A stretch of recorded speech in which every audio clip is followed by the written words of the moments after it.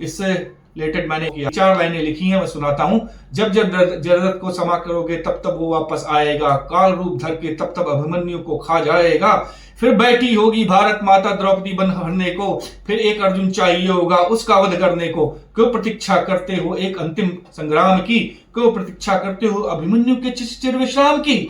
हनन करो करो तुम वध ऐसे जरदतों का, इतिहास रचो नवीन करो कर्म महारथों सा। जैसा कि तय हुआ था, शनिवार को पाकिस्तान और इंडिया दोनों के डीजीएमओ बात करेंगे। जैसे ही उनकी वार्ता खत्म हुई, जैसे कुछ एक निष्कर्ष पे पहुंचे, वैसे पाकिस्तान ने फिर से सीज फायर का उल्लंघन किया और फायरिंग स्टार्ट कर दी। इससे रिलेटेड एक इतिहास हमारे पास, महाभारत के इतिहास में एक कहानी याद आती है कि जयद्रथ था, दुर्योधन का जीजा हुआ करता था।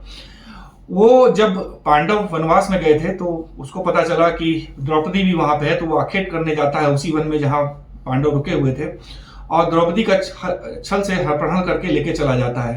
युधिष्ठिर को जब पता चलता है तो वो भीम और अर्जुन को भेजते हैं कि इसको द्रौपदी को आप छुड़ा के लाइए।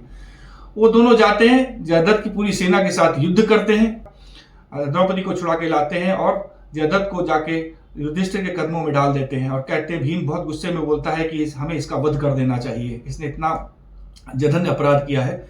लेकिन युधिष्ठिर परमात्मा धर्मात्मा आदमी थे, वो बोलते हैं कि नहीं, हमें इसका वध नहीं करना चाहिए क्योंकि हमारी बहन का पति है, उसका सुहाग उजड़ जाएगा, इसको माफ कर देते हैं और इसको इसके अपराध का ही दंड है कि इसको सिर्फ सुन बुला के इसको छोड़ देते हैं।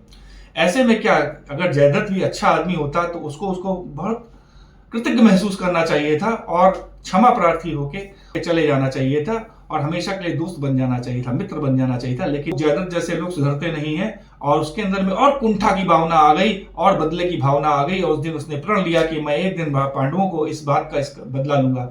और फिर वही जयद्रथ आगे चल के अभिमन्यु की मृत्यु का सबसे प्राइम कारण बना, और तब उसके वध करने के लिए अर्जुन को प्रण लेना पड़ा कि मैं उसका वध करूंगा।